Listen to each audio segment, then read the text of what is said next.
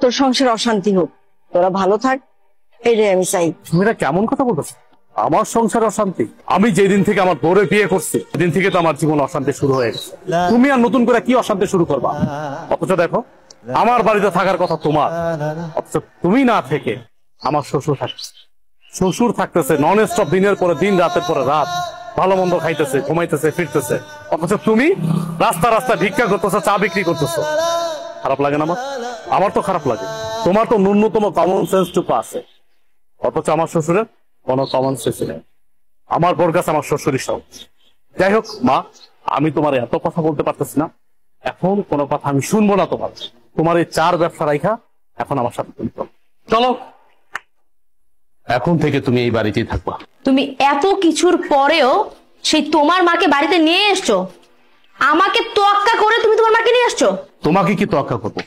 কি তোয়াক্কা করবো তোমাকে? আমি এই সংসারটা চালাই, আমি ইনকাম করি, আমি 5 তলায় বসে এসির বাতাস খাবো, আর আমার মা রাস্তা রাস্তা চা বিক্রি করবে, ভিক্ষা করবে, সে গাছের নিচে থাকবে। দেখো, এই সংসারটা আমার, এই সংসারটা আমি মেনটেন করি, তাই আমি যা বলবো তাই হবে। আমি তোমার মাকে নিয়ে থাকবো না এই বাড়িতে। কে কার সাথে থাকবে বা না থাকবে এটা একান্ত ডিসাইড করব আমি। তুমি ডিসাইড করার কে? তুমি বলো। আমি কে মানে? আমি তোমার বউ। এই বাড়িটা আমার, আর এই সংসারটাও আমার।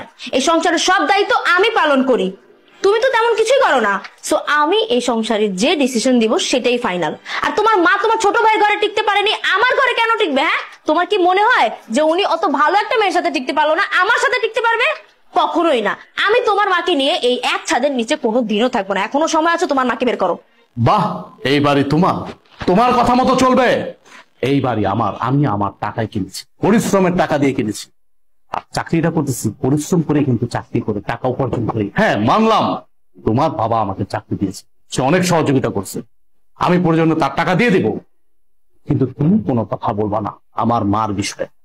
আমি বাইচা থাকতে তোমার মা এই বাড়িতে থাকতে পারবে না, তাহলে তোমার সাথে আমার সংসার টিকবে না। কি হয়েছে মা, এত চিল্লাচিল্লি করছিস কেন?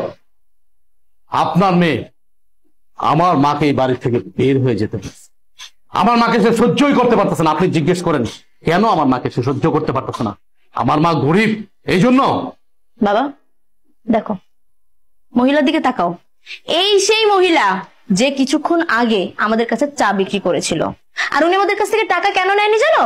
কারণ উনি আমার আদরের শাশুড়ি, আমার এই হাজবেন্ডের একমাত্র মা, ফকিন্নি মা, যার কারণে আমাদের কাছ থেকে টাকাটা তখন নেয়নি সে।